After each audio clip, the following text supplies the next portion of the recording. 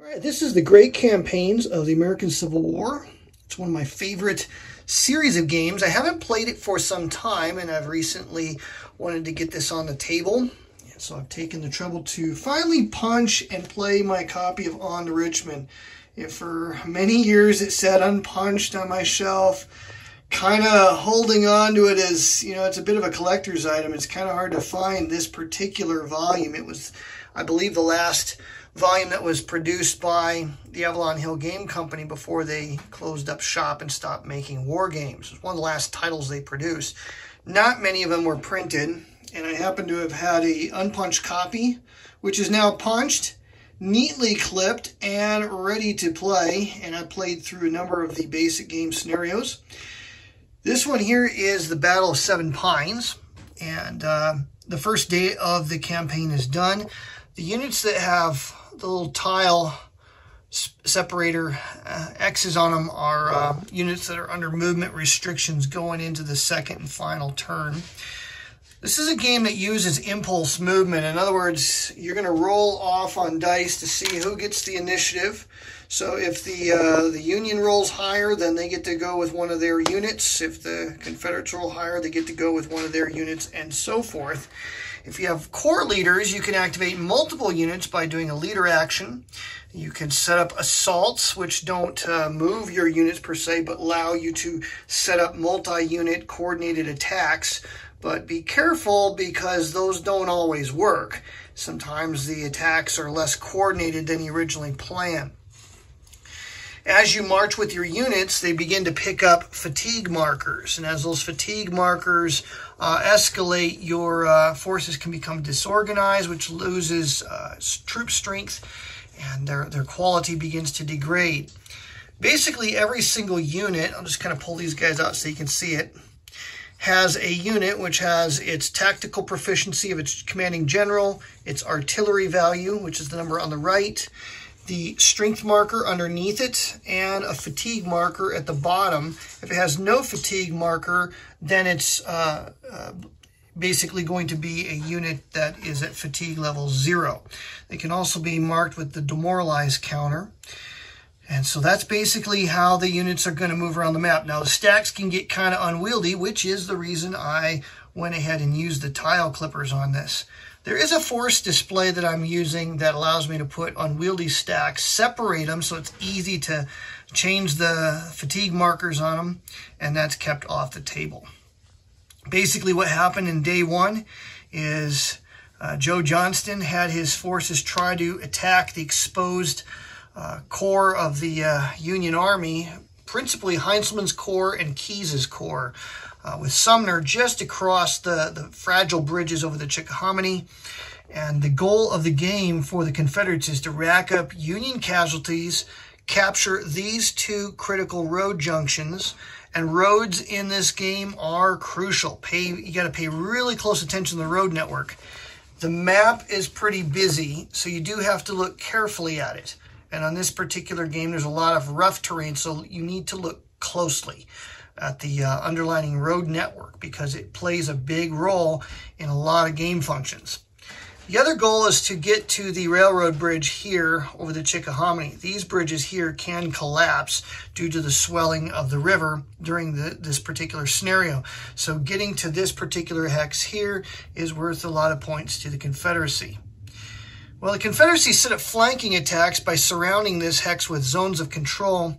Unfortunately, D.H. Hill's corps, which got into a good position and forced Heinzelman out of there, he got hit in the flank by a Union attack that really struck his division really hard, forced him out, racked up a bunch of Confederate casualties, but then the tables got turned on the very last go of last turn, when the Confederates activated General Smith and his Demi division, I think, of Whiting.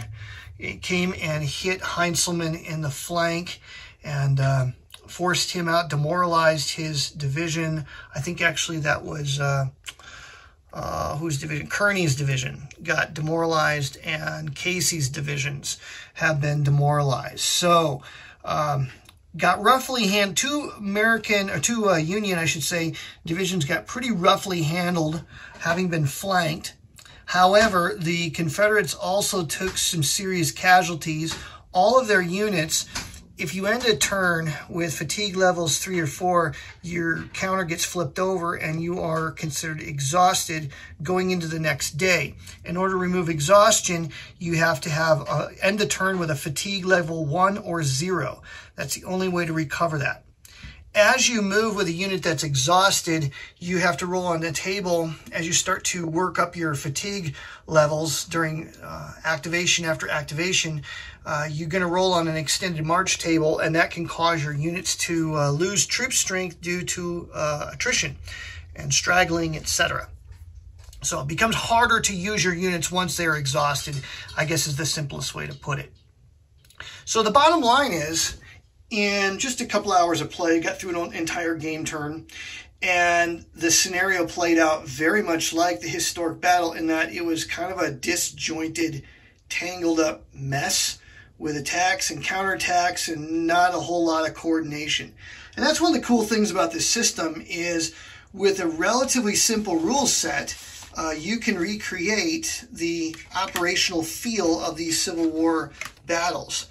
And so I'm actually using the rule book from version 1.3. That's the one that came in, what was it? Roads to Gettysburg, volume 2. That's the one of the newest volumes of this series from Multiman Publishing. And so I pulled out the series rules from that and then using just the basic scenarios from the On to Richmond rulebook. Basically, the rules haven't changed a whole lot from the Avalon Hill days till now, except they're formatted a lot nicer. And the new artwork is easier to read on the newer maps. They're much easier to read, easier on the eyes. And the counter art has been updated, and yet it still preserves the basic overall feel of the original. So probably going to go ahead and finish up this scenario here. As it stands, the Union is sitting at a minor victory, but they're on the cusp of a substantial victory, is provided that they can continue to hold on to that victory location, this victory location, and rack up some more casualties against the Confederates. The Confederates have no choice but to attack, but they do have flanking position on the force that is located right here. Force 1 is in a flanking location, and I don't have those guys under a refused flank at the present time. So a lot's going to ride on the next initiative die roll. Let me show you one thing about the initiative die roll. When you roll out for initiative, if the Union rolls higher than the Confederates, they get to choose what kind of activation they want. Whether it's a single unit or they activate a leader and multiple units, they get to decide. They basically are going to activate that force. So if I wanted to activate just this regiment here of Jameson, I would take a die, I would roll it, and that's how many movement points he's going to get. And so in this game, movement points is determined by the die roll, which is very different from a lot of war games. For the Confederacy, it's the same deal. If you activate just a single unit, you're going to roll a die, and that's how many movement points you get. As long as it's infantry. It's a little bit different for cavalry. Now, if you activate a corps leader and you use him to activate one of his units or multiple units, when you roll a die as the Union, you're guaranteed at least 2 movement points. Okay, and if you roll for a leader with the Confederacy, you add 1 to your die roll, and that's how many movement points you get. There's a track that you can use to keep track of expenditures. You're going to use movement points to march, and you're going to use them to launch attacks. The more movement points you use in the attack, the better coordinated that attack will be. And basically, that's how it goes. You increase your fatigue every time you activate, and you increase your fatigue when you are fighting a battle, either offensively or defensively. And so that is basically how the game works. If the die roll for initiative is tied, then the tie goes to the Confederacy. If you don't want to activate a unit, you can pass and then your opponent can basically do whatever he wants with a unit or with a leader, and then on it goes back and forth, back and forth.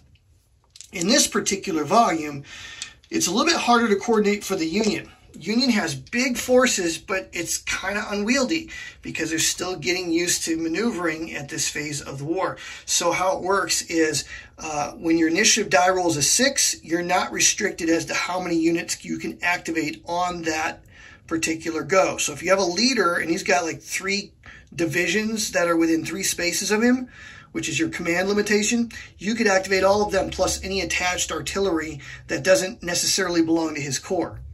If you roll a 5 on your initiative roll, then you can activate 2 units with that leader. Anything less than that, I believe, I'd have to double check the chart, but I think it's actually anything less than a 5 and you're restricted to just a single unit. Yeah.